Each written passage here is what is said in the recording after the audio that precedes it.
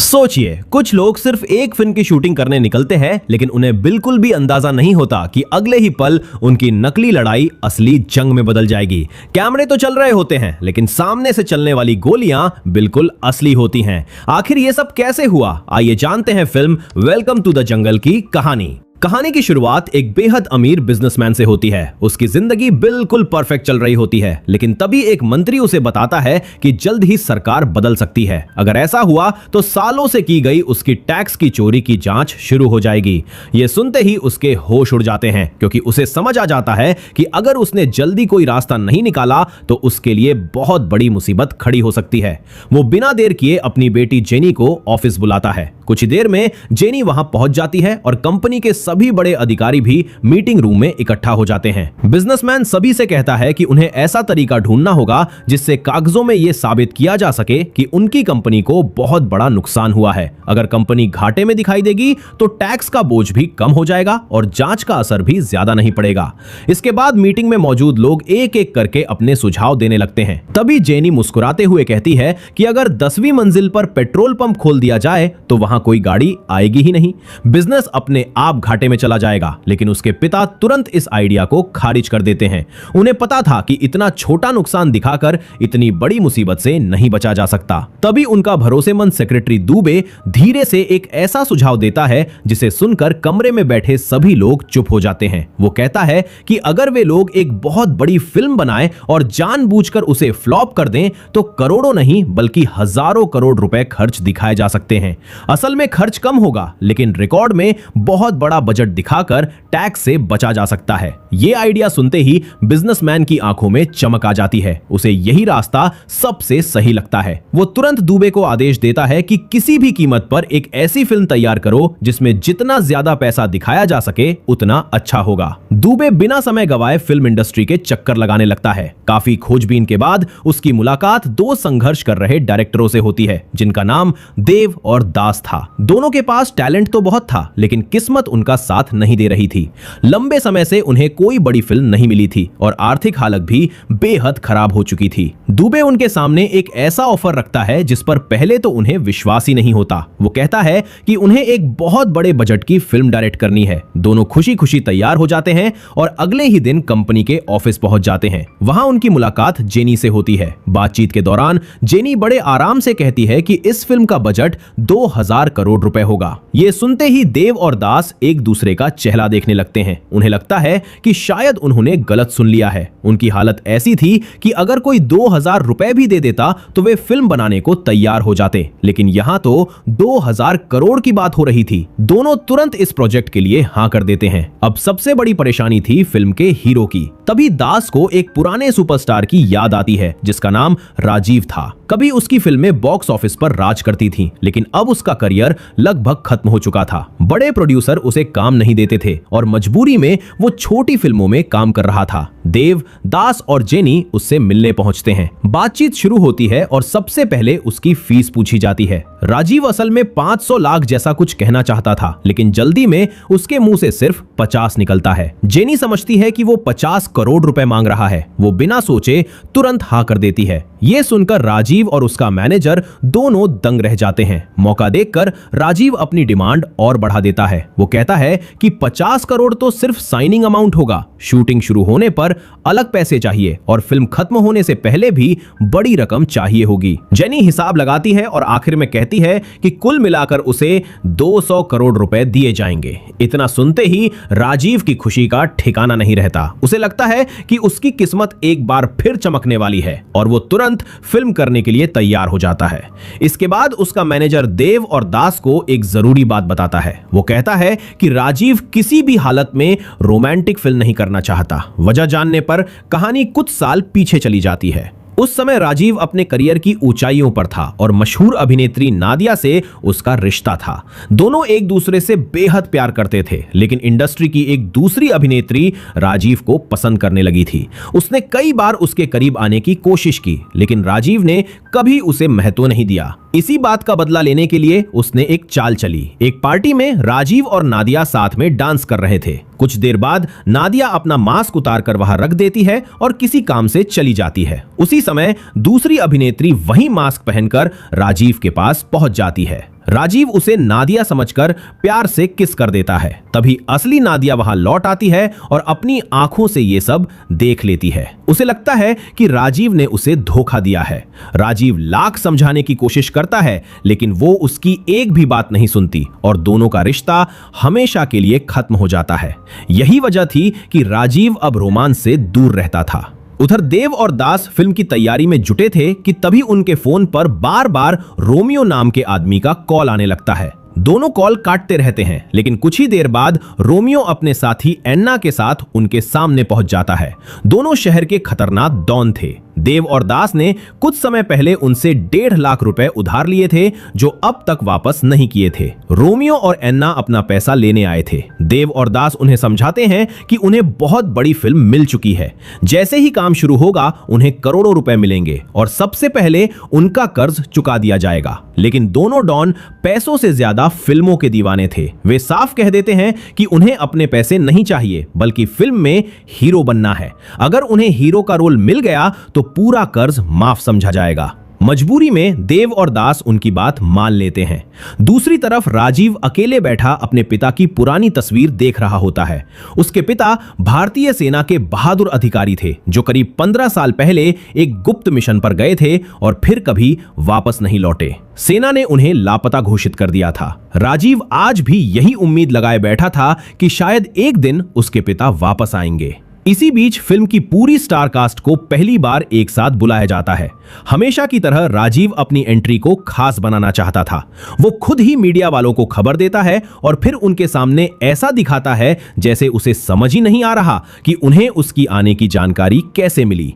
तभी वहां रोमियो और एन्ना भी पहुंच जाते हैं। दोनों खुद को फिल्म का असली हीरो समझ रहे थे। उधर राजीव को पूरा यकीन था कि पूरी फिल्म उसी के दम पर चलेगी। बस फिर क्या था, तीनों के बीच जोरदार बहस शुरू हो जाती है। हर कोई चाहता था कि सबसे ज्यादा स्क्रीन टाइम उसी को मिले। माहौल इतना बिगड़ जाता है कि हाथापाई होने ही वाली होती है। लेकिन तभी देव और दास बीच में आकर सभी को शांत कराते हैं। वे बताते हैं कि फिल्म सेना पर आधारित है, इसलिए शूटिंग शुरू होने से पहले सभी कलाकारों को असली सैनिकों जैसी ट्रेनिंग लेनी होगी। पहले तो किसी को यह बात पसंद नहीं आती, लेकिन कॉन्ट्रैक्ट साइन हो चुका था, इसलिए कोई मना भी नहीं कर सकता था। अगले ही दिन पूरी टीम ट्रेनिंग कैंप पहुंचती है, जहां उनका स्वागत एक बेहद सख्त महिला ट्रेनर करती है। उसकी पहली ही बात सुनकर सबके चेहरे उतर जाते हैं। वो साफ कहती है कि यहाँ कोई सुपरस्टार नहीं, कोई डॉन नहीं और कोई डायरेक्टर नहीं। यहाँ सभी सिर्फ ट्रेनी है और जो नियम तोड़ेगा उसे सबसे कड़ी सजा मिलेगी। अगली सुबह सूरज निकलने से पहले ही सभी कलाकारों को मैदान में खड़ा कर दिया जाता है। अभी किसी की नींद भी पूरी नहीं हुई थी, लेकिन ट्रेनर को इससे कोई फर्क नहीं पड़ता। उसकी नजर में हर इंसान एक सैनिक था और सैनिकों के लिए आराम से ज्यादा जरूरी अनुशासन होता है। सबसे पहले सभी को कई किलोमीटर तक दौड़ाया जाता है। उसके बाद भारी बैग उठाकर चढ़ाई करवाई जाती है। फिर जमीन पर रेंगना, दीवार फांदना, निशानेबाजी करना और बम फेंकने की ट्रेनिंग दी जाती है। राजीव शुरू में अपने स्टार होने का रौब दिखाने की कोशिश करता है, लेकिन ट्रेनर उसे भी बाकी लोगों की तरह डांट देती है। उधर रोमियो और एना हर काम में एक दूसरे से आगे निकलने की कोशिश करते हैं, लेकिन अक्सर मुंह के बल गिर जाते हैं और पूरी टीम हंसने लगती है। देव और दास को भी कोई छूट नहीं मिलती। कैमरा पकड़ने वाले लोग हों या लाइटमैन, सभी को एक जैसी ट्रेनिंग दी जाती है। कई दिनों तक लगातार चली इस मेहनत के बाद पूरी टीम पहले से ज्यादा फिट और अनुशासित हो जाती है। किसी को अंदाजा भी नहीं था कि यह ट्रेनिंग कुछ ही दिनों बाद उनकी असली जिंदगी में काम आने वाली है। ट्रेनिंग खत्म होते ही फिल्म की शूटिंग शुरू करने की तैयारी होने लगती है, क्योंकि बिजनेसमैन का मकसद ज्यादा से ज्यादा पैसा खर्च दिखाना था, इसलिए सेट भी उसी हिसाब से तैयार किया गया था। विशाल इमारतें, नकली बंकर, टैंक, हेलीकॉप्टर, महंगे कैमरे और करोड़ों रुपए की सजावट देखकर हर कोई दंग रह जाता है। ऐसा लग रहा था जैसे किसी हॉलीवुड फिल्म की शूटिंग चल रही हो। इसी दौरान जेनी भी फिल्म में एक अहम किरदार निभाने के लिए तैयार हो जाती है। उसके पिता का मानना था कि अगर उनकी बेटी फिल्म में होगी तो फिल्म जरूर फ्लॉप होगी, इसलिए उन्होंने उसे भी कास्ट कर दिया। दूसरी तरफ नादिया भी इस फिल्म में काम करने के लिए तैयार हो जाती है, लेकिन उसकी एक शर्त होती है, वो राजीव के साथ रोमांटिक सीन नहीं करेगी। उसकी जोड़ी दोस्ती रोमियो और ऐना के साथ दिखाई जाएगी ताकि राजीव को जलन हो। देव और दास मजबूरी में उसकी बात मान लेते हैं। इसके बाद शूटिंग शुरू होती है। शुरुआत के कुछ दिन ठीक रहते हैं, लेकिन धीरे धीरे सेट पर हर दिन नया झगड़ा होने लगता है। राजीव चाहता था कि कैमरा सबसे ज्यादा उसी पर रहे, जबकि रोमियो और ऐना भी खुद को फिल्म का असली हीरो मान रहे थे। कोई सीन खत्म होता नहीं कि तीनों इस बात पर बहस करने लगते कि किसे ज्यादा स्क्रीन टाइम मिला। बेचारे देव और दास पूरी यूनिट को संभालते संभालते परेशान हो जाते हैं। फिर भी किसी तरह शूटिंग आगे बढ़ती रहती है। कुछ दिनों बाद क्लाइमेक्स की शूटिंग का दिन आता है। कहानी के अनुसार इस सीन में राजीव के किरदार की मौत होनी थी। डायरेक्टर नादिया को समझाते हैं कि जैसे ही राजीव मरेगा उसे जाकर ऐना को गले लगाना है। राजीव ये बात सुन लेता है और उसका अहंकार जाग जाता है। वो मन ही मन फैसला कर लेता है कि चाहे कुछ भी हो जाए वो इस सीन में मरेगा ही नहीं। कैमरा चालू होता है, नकली गोलियां चलती हैं, धमाके होते हैं, लेकिन राजीव बार बार उठकर खड़ा हो जाता है। डायरेक्टर जोर जोर से चिल्लाते हैं कि सीन के हिसाब से मर जाओ, लेकिन वो हर बार कोई नया बहाना बना देता है। आखिरकार ऐना का धैर्य जवाब दे देता है और वो गुस्से में आकर लगातार फायर करने लगता है। ये सब नकली शूटिंग का हिस्सा था, लेकिन राजीव फिर भी मरने का नाम नहीं लेता। पूरा सेट हंगामे में बदल जाता है। सभी कलाकार आपस में बहस करने लगते हैं। किसी तरह झगड़ा शांत कराने की कोशिश की जा रही थी कि तभी एक और बड़ी गड़बड़ हो जाती है। क्लाइमेक्स के बाद सेट उड़ाने के लिए पहले से विस्फोटक लगाए गए थे। दास तुरंत दुबे से कहता है कि टेक्नीशियन को इशारा कर दो कि अभी धमाका नहीं करना है, लेकिन जल्दबाजी में दुबे का इशारा टेक्नीशियन गलत समझ लेता है। अगले ही पल इतना जोरदार विस्फोट होता है कि पूरा विशाल सेट कुछ ही सेकंड में मलबे में बदल जाता है। करोड़ों रुपए की मेहनत धुएं में उड़ जाती है। हर कोई सन्न रह जाता है। तभी दुबे के फोन पर बिजनेसमैन का कॉल आता है। उसकी आवाज घबराई हुई थी।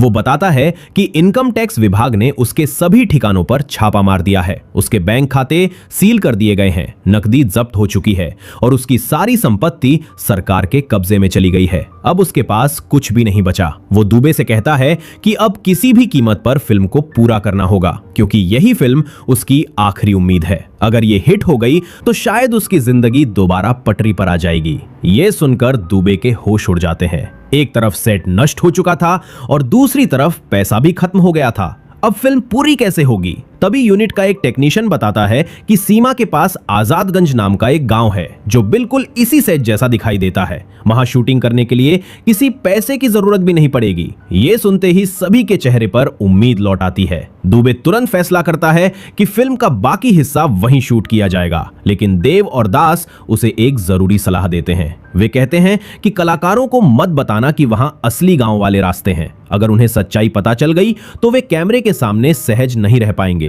इसलिए सभी से यही कहा जाएगा कि वहां मौजूद हर इंसान भी फिल्म का कलाकार है। दुबे को यह बात ठीक लगती है। अगले दिन पूरी यूनिट को बताया जाता है कि अब आखिरी शूटिंग एक असली लोकेशन पर होगी और पूरी फिल्म एक ही दिन में खत्म करनी है। सभी हैरान होते हैं, लेकिन डायरेक्टर समझाते हैं कि हर जगह कैमरे लगाए जाएंगे, इसलिए दोबारा टेक लेने की जरूरत नहीं पड़ेगी। सभी तैयार हो जाते हैं। उधर जब देव, दास और दुबे निकलने वाले होते हैं, तभी एक आदमी उन्हें चेतावनी देता है कि उस इलाके में आतंकवादियों की गतिविधियां रहती हैं। तीनों इसे अफवाह समझकर नजरअंदाज कर देते हैं और पूरी टीम हेलीकॉप्टर में बैठकर आजादगंज के लिए रवाना हो जाती है। दूसरी तरफ आजादगंज की हालत बेहद दर्दनाक थी।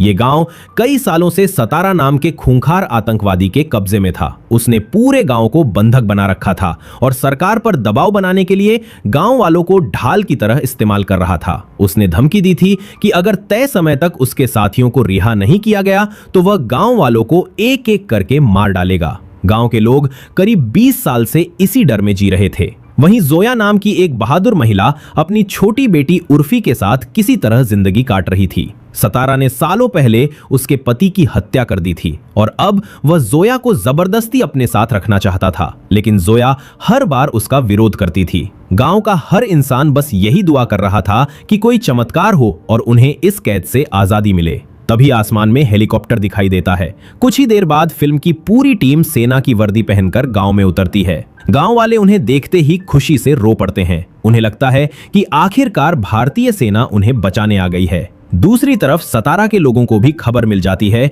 कि गांव में फौज पहुंच चुकी है। वो तुरंत अपने आदमियों को हमला करने का आदेश देता है। इधर गांव वाले कलाकारों के पास आकर अपनी तकलीफें बताने लगते हैं। कोई शिकायत करता है कि सेना को आने में इतने साल क्यों लग गए, तो कोई अपने परिवार के खोए हुए लोगों का दुख सुनाने लगता है। लेकिन फिल्म की टीम को लगता है कि ये सब कलाकार अपने किरदार में शानदार एक्टिंग कर रहे हैं, इसलिए वे भी पूरी गंभीरता से अभिनय शुरू कर देते हैं। देव और दास दूर बैठे कैमरों में ये सब रिकॉर्ड कर रहे थे और उन्हें लग रहा था कि फिल्म उम्मीद से कहीं ज्यादा शानदार बन रही है। गांव वाले बताते हैं कि सतारा ने सिर्फ इसलिए एक लड़के को बेरहमी से पीटा क्योंकि उसने उस कुएं से पानी पी लिया था जहां से पानी पीने की मनाही थी। ये सुनकर राजीव आगे बढ़ता है और उस घायल लड़के को पानी पिलाने लगता है। तभी रोमियो और एन्ना को लगता है कि ये सीन राजीव अकेले ले जाएगा, इसलिए वे भी दौड़कर आ जाते हैं। देखते ही देखते बाकी कलाकार भी लड़के को पानी पिलाने लगते हैं। बेचारा लड़का इतना पानी पी लेता है कि गांव वाले खुद हैरान रह जाते हैं।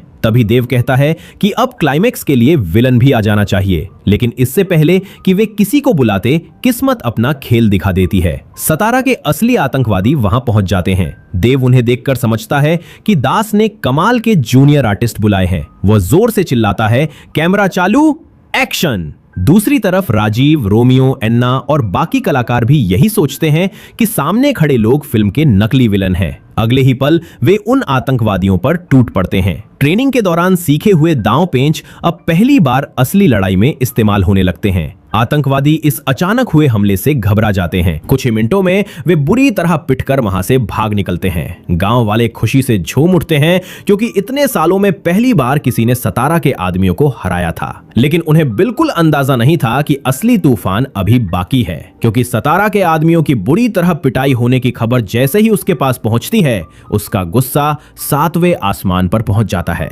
उसे यकीन ही नहीं होता कि जिन गांव वालों ने कभी उसकी आंखों में आंखें डालकर बात करने की हिम्मत नहीं की, आज उन्हीं के सामने उसके लोग हारकर लौट आए। वो बिना एक पल गवाए अपने हथियारबंद साथियों के साथ आजादगंज की तरफ निकल पड़ता है। दूसरी तरफ गांव वाले पहली बार उम्मीद की किरण देख रहे थे। उन्हें लगने लगा था कि शायद उनकी बरसों की कैद अब खत्म होने वाली है, लेकिन उन्हें नहीं पता था कि असली खतरा अब उनके सामने आने वाला है। कुछ ही देर में सतारा अपने पूरे गिरोह के साथ गांव में पहुंच जाता है। उसके आते ही चारों तरफ सन्नाटा छा जाता है। गांव वालों के चेहरों पर फिर से डर लौट आता है, जबकि राजीव और उसके साथी अब भी यही समझ रहे थे कि सामने खड़े लोग फिल्म के कलाकार हैं। राजीव पूरे फिल्मी अंदाज में सतारा के सामने जाकर उसे धमकियां देने लगता है। वो बड़े बड़े डायलॉग मारता है और खुद को देश का सबसे बहादुर सैनिक बताने लगता है। सतारा कुछ पल तक उसे घूरता रहता है और फिर बिना कोई चेतावनी दिए अपनी बंदूक निकालकर रोमियो पर गोली चला देता है। गोली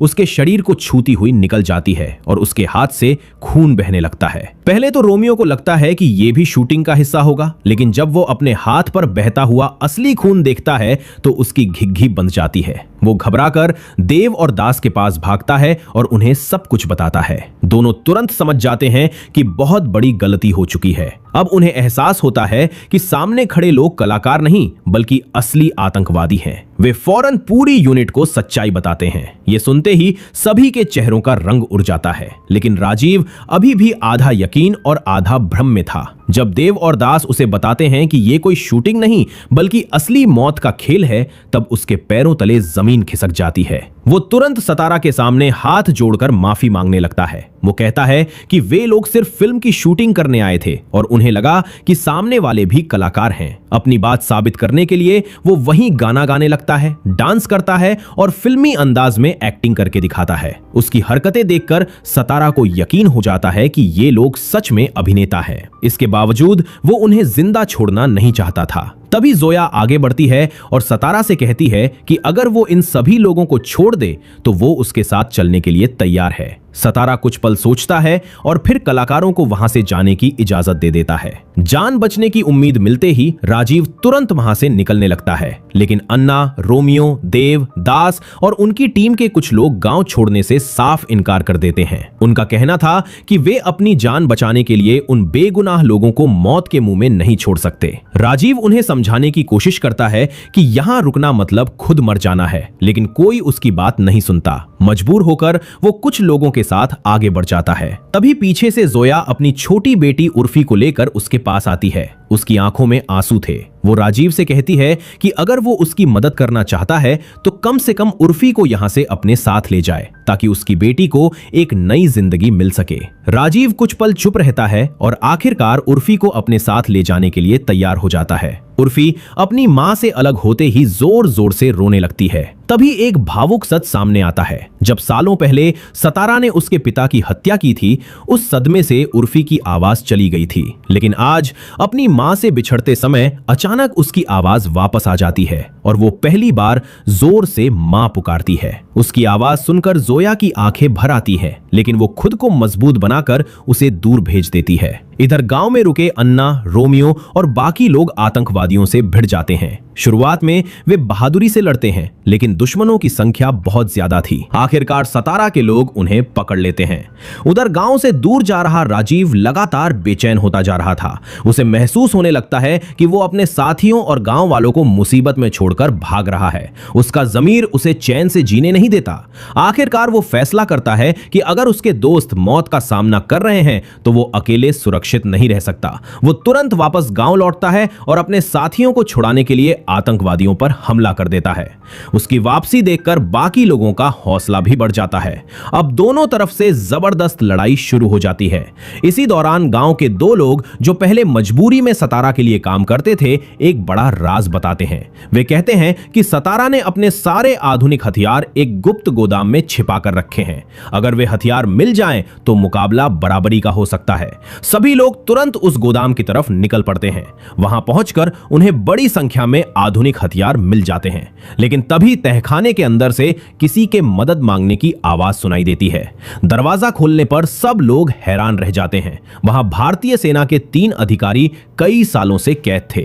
उनमें से एक को देखते ही राजीव की आंखों से आंसू निकल पड़ते हैं। वो कोई और नहीं बल्कि उसके अपने पिता थे, जो 15 साल पहले एक गुप्त मिशन के दौरान लापता हो गए थे। पिता और बेटे का मिलन बेहद भावुक होता है, लेकिन राजीव को यह देखकर झटका लगता है कि उसके पिता ठीक से बोल नहीं पा रहे थे। सतारा ने सालों पहले उनकी जुबान काट दी थी ताकि वे कभी किसी से मदद न मांग सकें। इतनी तकलीफ सहने के बावजूद उनका हौसला जरा भी कम नहीं हुआ था। वे तुरंत वॉकी टॉकी के जरिए भारतीय सेना से संपर्क करते हैं और बताते हैं कि वे गांव वालों को लेकर सीमा की तरफ बढ़ रहे हैं। वे सेना से कहते हैं कि जैसे ही सभी लोग सुरक्षित भारत की सीमा में पहुंच जाएं, उसके बाद पूरे इलाके पर एयर स्ट्राइक कर दी जाए ताकि आतंकवादियों का हमेशा के लिए अंत हो सके। सेना उनकी योजना मान लेती है। अब समय बहुत कम था। राजीव, उसके पिता, उनके साथी और गांव वाले सभी मिलकर सीमा की तरफ निकल पड़ते हैं। रास्ते भर सतारा और उसके लोग उन पर गोलियां चलाते रहते हैं, लेकिन सभी एक दूसरे की रक्षा करते हुए आगे बढ़ते रहते हैं। कई मुश्किलों के बाद आखिरकार वे भारतीय सीमा तक पहुंच जाते हैं। सीमा का गेट खुलता है और गांव वाले एक एक करके भारत में प्रवेश करने लगते हैं। वर्षों बाद उनके चेहरे पर आजादी की मुस्कान दिखाई देती है, लेकिन तभी जोया घबराकर उर्फी को ढूंढने लगती है। उर्फी कहीं दिखाई नहीं देती। उसी समय राजीव भी देखता है कि उसके पिता भी उनके साथ नहीं हैं। असल में सतारा आखिरी समय पर उर्फी को पकड़कर वापस ले गया था और राजीव के पिता उसे बचाने के लिए पीछे रह गए थे। दूसरी तरफ भारतीय लड़ाकू विमान उड़ान भर चुके थे। एयर स्ट्राइक में अब ज्यादा समय नहीं बचा था। राजीव और जोया वापस जाने की कोशिश करते हैं, लेकिन भारतीय सैनिक उन्हें रोक लेते हैं क्योंकि अब वापस जाना मतलब निश्चित मौत थी। उधर सतारा उर्फी को बंधक बनाए खड़ा था। तभी राजीव के पिता वहां पहुंचते हैं और उसके साथ आखिरी मुकाबला शुरू हो जाता है। वे उर्फी को भागने का इशारा करते हैं। मौका मिलते ही उर्फी वहां से निकल जाती है, जबकि दोनों के बीच जबरदस्त लड़ाई होती है। उम्र ज्यादा होने के बावजूद राजीव के पिता अपने अनुभव और साहस से सतारा पर भारी पड़ते हैं। वे उसे बुरी तरह घायल कर देते हैं और वहां से बाहर निकल आते हैं। अगले ही पल आसमान से लड़ाकू विमान बम बरसाना शुरू कर देते हैं। चारों तरफ जोरदार धमाके होने लगते हैं। पूरा आतंकवादी ठिकाना आग की लपटों में घिर जाता है और सतारा वहीं खत्म हो जाता है। कुछ देर बाद उर्फी सुरक्षित अपनी मां के पास पहुंच जाती है। उसे देखकर जोया खुशी से रो पड़ती है, लेकिन राजीव को लगता है कि उसने अपने पिता को फिर से खो दिया। वो मायूस होकर खड़ा रहता है। तभी धुएं के बीच से उसके पिता बाहर आते दिखाई देते हैं। उन्हें जिंदा देखकर राजीव दौड़कर उनसे लिपट जाता है। दोनों की आंखों से खुशी के आंसू बहने लगते हैं। गांव वाले भी इन सभी का दिल से धन्यवाद करते हैं, क्योंकि उनकी वजह से उन्हें 20 साल बाद आजादी मिली थी। कुछ समय बाद फिल्म की शूटिंग पूरी होती है। जिस फिल्म को जानबूझकर फ्लॉप बनाने की योजना बनाई गई थी, वही रिलीज होने के बाद जबरदस्त हिट साबित होती है। फिल्म रिकॉर्ड कमाई करती है, बिजनेसमैन की किस्मत फिर से चमक उठती है, राजीव को उसका खोया हुआ सम्मान वापस मिल जाता है और आजादगंज के लोगों को आखिरकार एक नई जिंदगी मिलती है। इसी भावनात्मक और संतोषजनक अंत के साथ ये कहानी खत्म हो जाती है। अगर आपको ये मूवी एक्सप्लेनेशन पसंद आई हो तो वीडियो को लाइक करें, चैनल को सब्सक्राइब करें और बेल आइकन जरूर दबाएं। तो चलिए मिलते हैं नेक्स्ट वीडियो में। तब तक के लिए जय हिंद, गुड बाय।